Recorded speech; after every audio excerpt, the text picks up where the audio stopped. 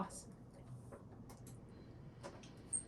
So good morning. Thank you for joining us today. This is Kathy for Getting Chatty with Kathy, and I have a lovely guest on the show. We have Patricia Meier from Sparks of Healing here.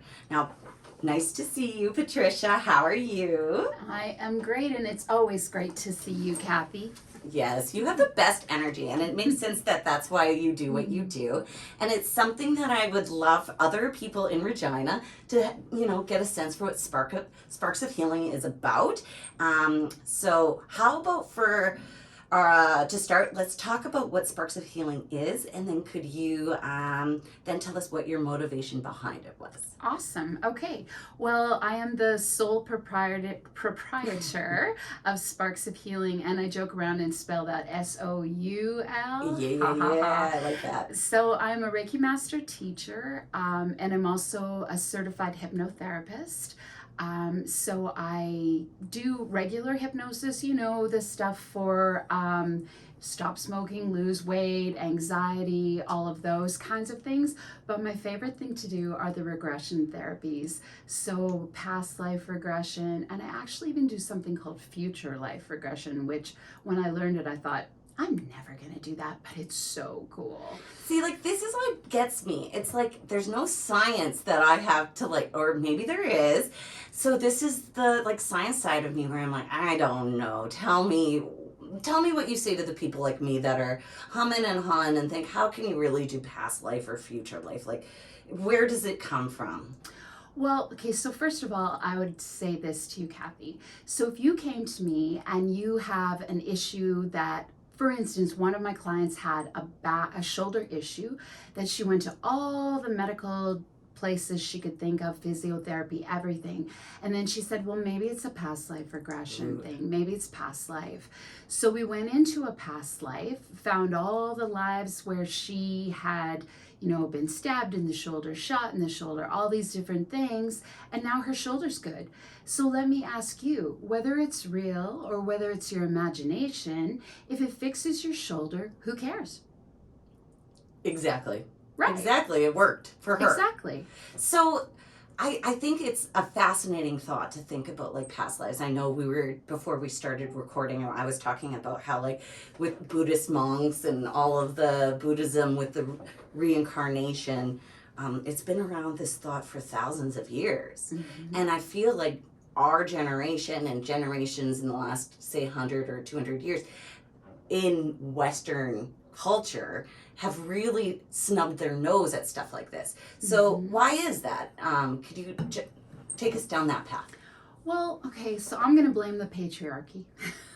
Sure. Really and truly, the ancient societies, as you say, like in the East, they had a wider understanding of their spirituality and who they are, and that we all are sparks of one divine light, right? And then the church got involved with nope, you can't talk to God yourself, you got to come to church and talk through this man, right? And give us all your money. And so if you have a direct line to your higher self, if you have a direct line to God, that's very empowering. Mm-hmm. So that to me is my really quick explanation of why we were steered away from those types of spirituality, those types of cultures and understandings. Kind of makes sense a little. Mm-hmm. Mm-hmm. So in those cultures that have continued through the centuries practicing this, is this where you learn some of your techniques, or? Oh, so I started with Reiki. Reiki is really my foundation, and I started with Reiki after I had a car accident. I got hit by a drunk driver, lost my sense of smell, went to a psychic, so I'm already I've gone to psychics too. It's okay. It's interesting. Went to a psychic. This is in the 90s, and she wrote down, to get your sense of smell back, go see a Reiki healer. And she wrote down R-A-K-I.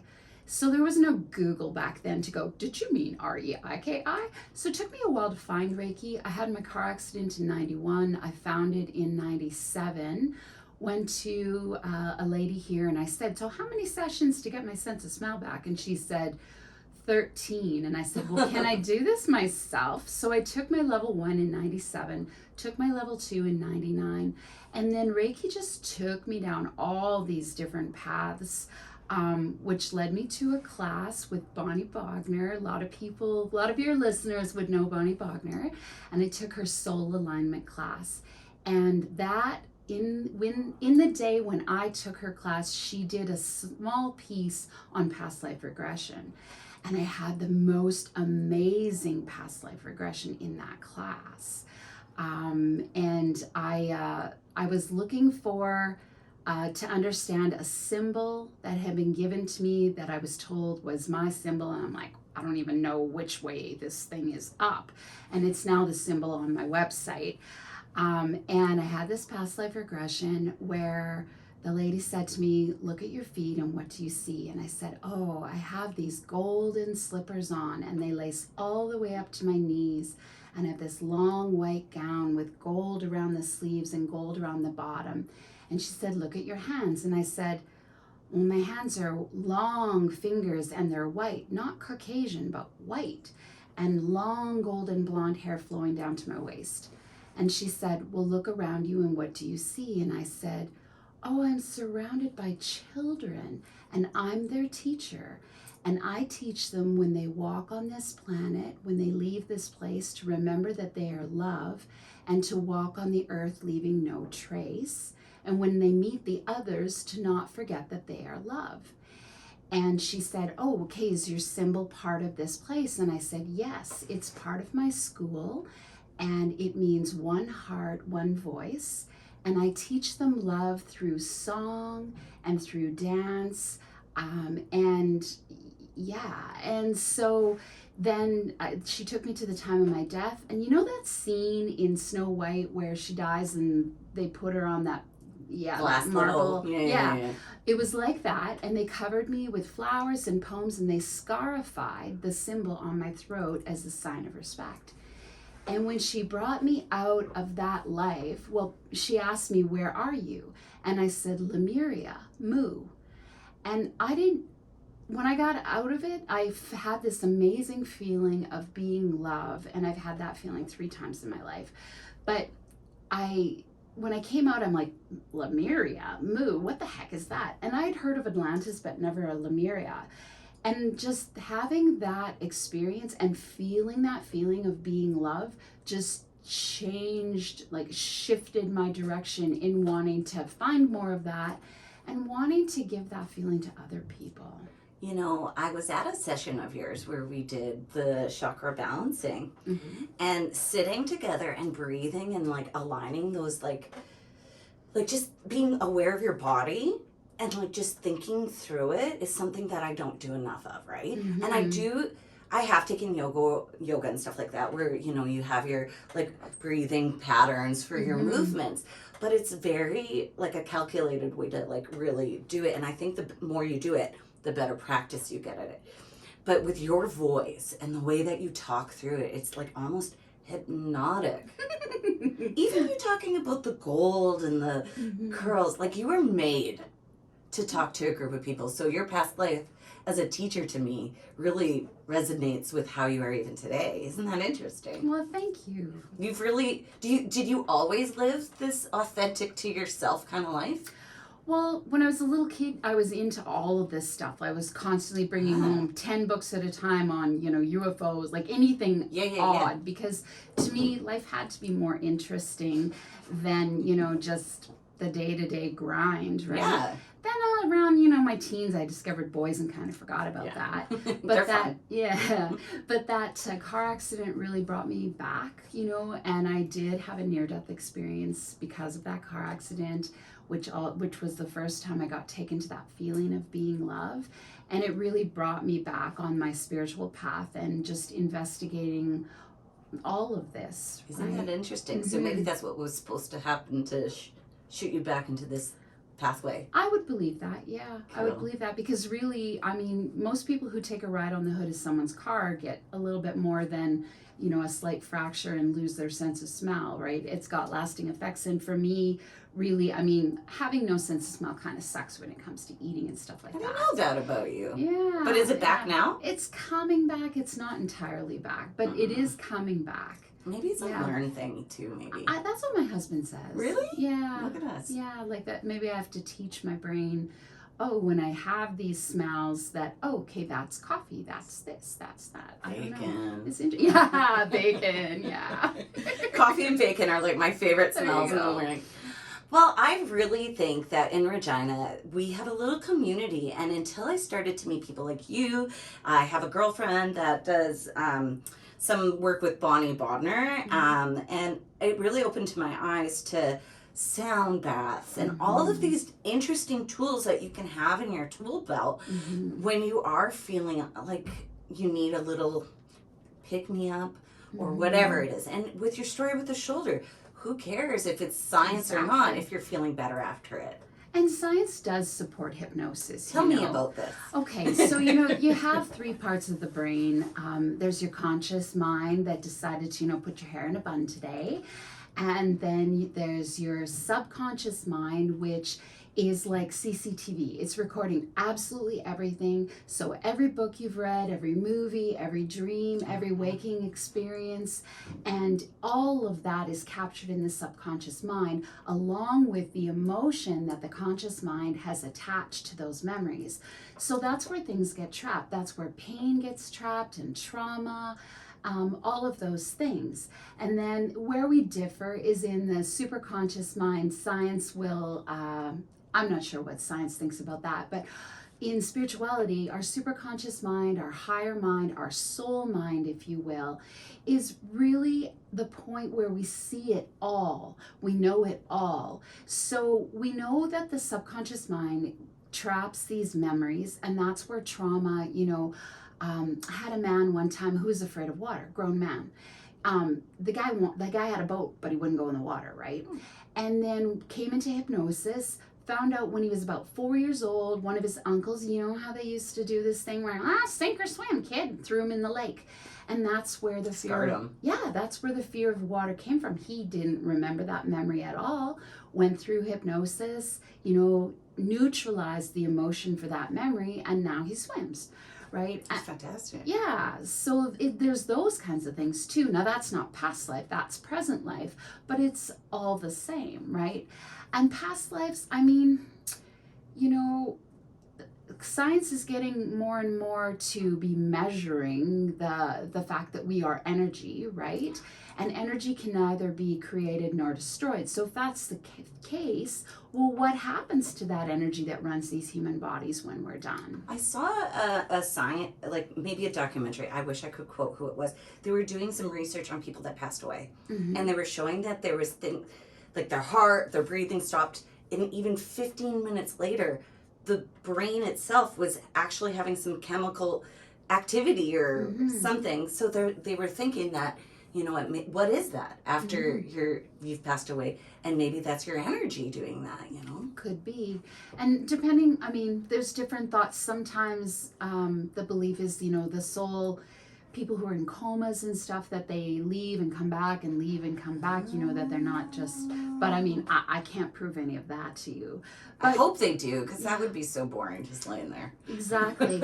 The thing that I love about doing, my favorite thing to do is actually called interlife regressions. So it's not just, it's not strictly the past life. It's meeting your guide, meeting your soul self, your higher self in interlife, or in Eastern terms, they call it bardo. So the lives between lives that Edgar Cayce talked about in his book, Many Lives, Many Masters. You know, so we take them to Interlife to meet their guide. How do you take them there, though? Well, that's through the same type of guidance, hypnosis, the same type of guidance that I used when you experienced the chakra clearing. It's like that, only even more, right? So we're taking you deeper into trance. And everyone has experienced trance, Kathy. Like, have you ever driven home from here and then you pull into your driveway and go, oh, I don't even remember making those last 2 turns? Yes. Okay, so you were in a trance and your subconscious was driving the car, right? Or have you ever sat down to watch one episode of a Netflix and watched the whole series? That's trance, right? You're entranced by that Show. Yeah, that show, exactly. So in order to go into hypnosis with me, you have to trust me as your hypnotist. That's Yes. number one. You have to allow yourself to step aside, your conscious mind to step aside, take a chair in the corner and not interfere. You have to trust all levels of your mind to take care of you, and you have to want the change. Right. Right? So you have to be really open to it, I Yeah. think. Like, Yeah. just take it, like whatever. Okay. And it's interesting, like if you book a session with me, I know you're down for it, right? If you book a session for your husband and send him, you've now like 10 times my chances of not getting him into hypnosis. Because if he didn't choose to be here, and we say something really corny, you know, we hypnotists, and we say all hypnosis is self-hypnosis. If you're not allowing it to happen, Right. it's not happening. That's why when you go to a stage hypnotist, you know, I remember back in the day in Yeah. like grade 12 grad parties and Yeah. stuff, we would have a hypnotist Yeah. come and stuff. and I mean, I can go into hypnosis so deep now because now I've really been doing it for 10 years. I can go in so deep that my nose is itchy, but I can't move my hand, you know, but I will not go into hypnosis with a stage hypnotist because if I'm going to make an arse of myself, it's going to be on my terms. Yes. I remember some of those shows were a little Yeah. X-rated. I think they still do those in Vegas. Oh, for sure they do. Oh my They goodness. still do them here. Do There's at least 2. There's one really great guy in Saskatoon. His name won't come to me right now. And then there's a guy that here in Regina that, yeah. And they're very good for entertainment.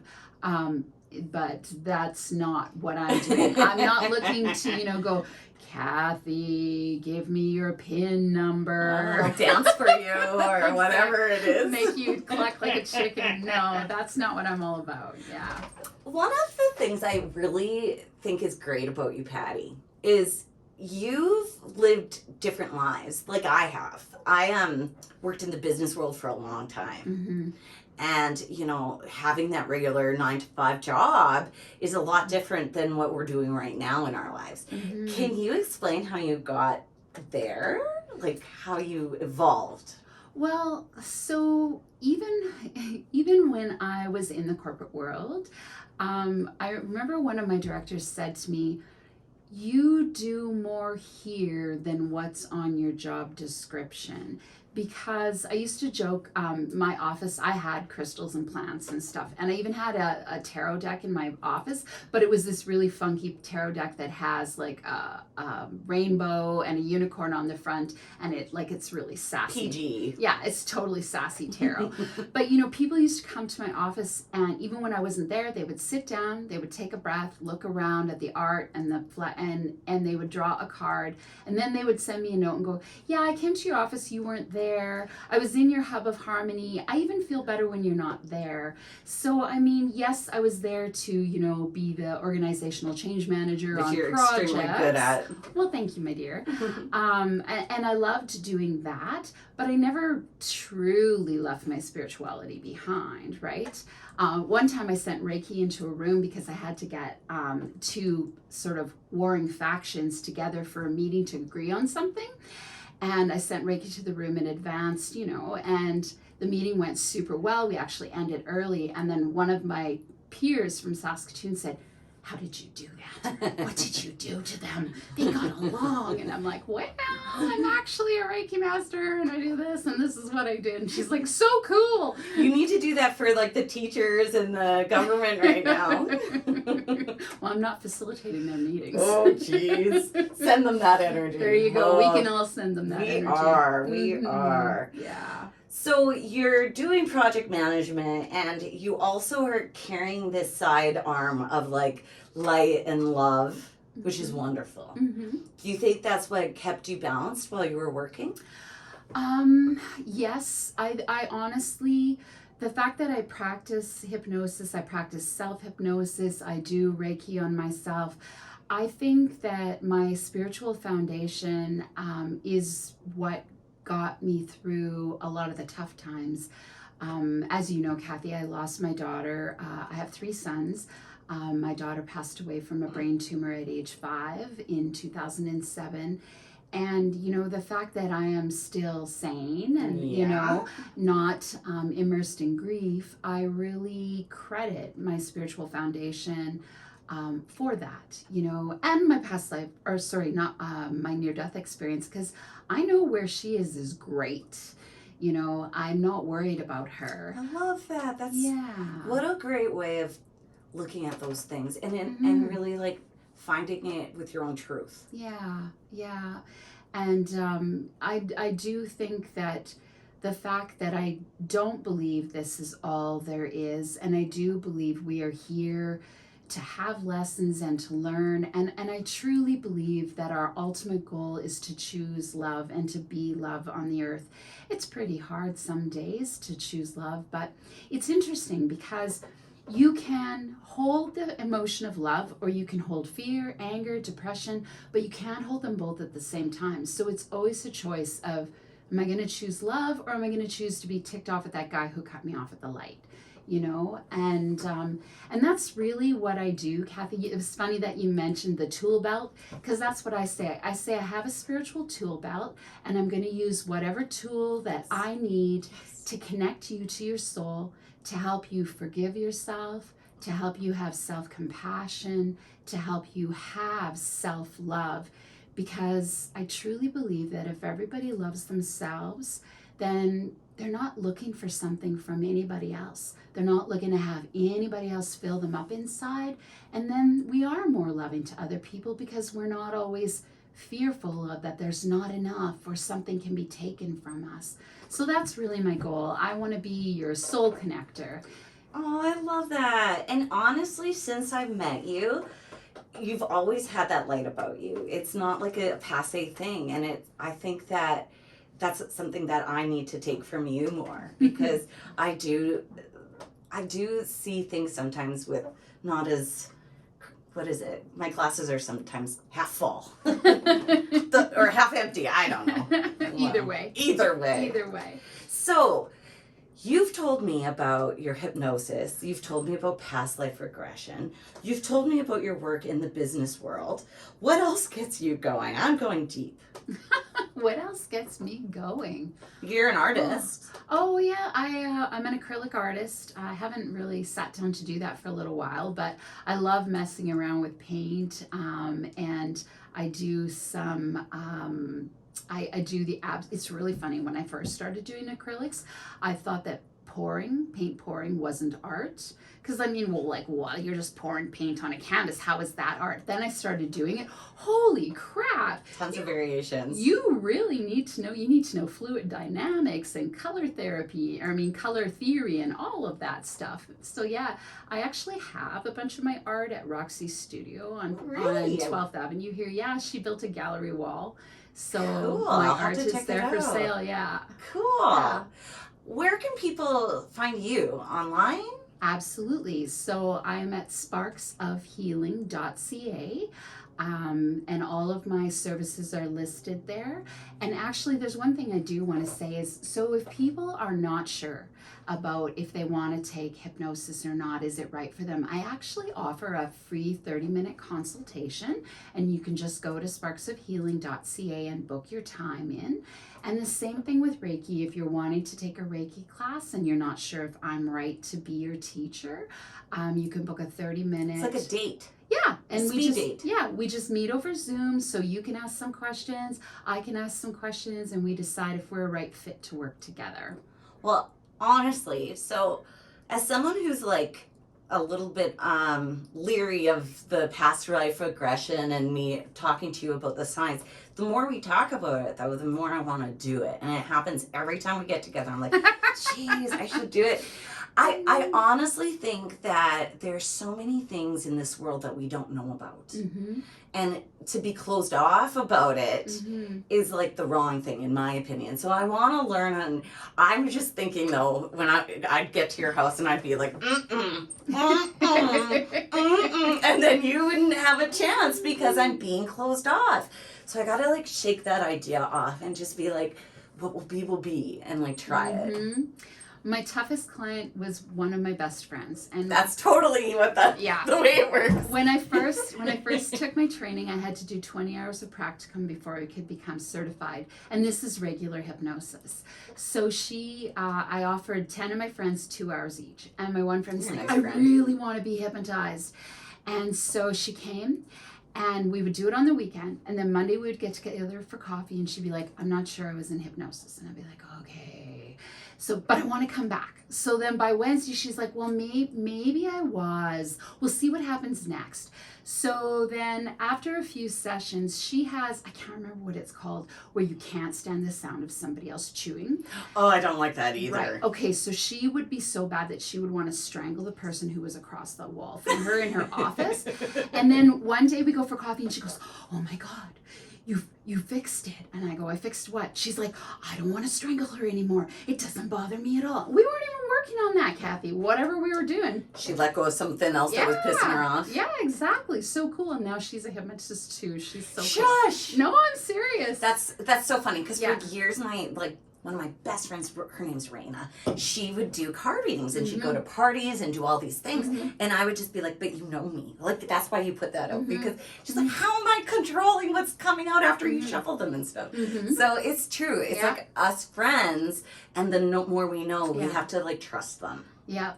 And it's a good thing that I had a good solid foundation, because I'm telling you, working with her, I love her to pieces. And she knows, she allows me to tell this story.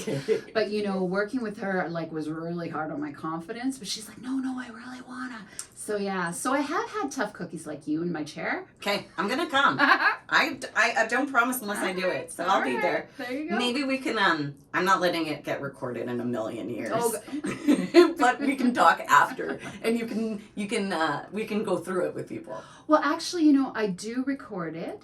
Not the regular hypno sessions, but the regressions, because they are 2.5 to 3 hours long. And so people can't possibly remember everything that happened. So I do record it, and I do send an audio copy to the client. Wonderful. Yeah. So, and it's only for their ears. Yeah, we're not putting it on there. Hell no. Oh my gosh. Well, again, sparksofhealing.ca.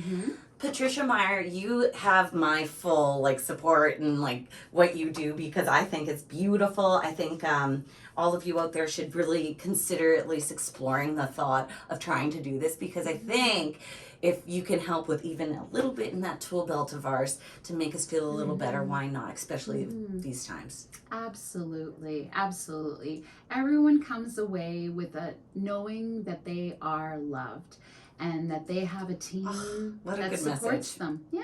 What a great message. Exactly. Well, thank you for spreading that message out in Regina and sharing it. Well, thank you for inviting me. Anytime. Okay, thank you everybody out there. Have a wonderful day. Bye now.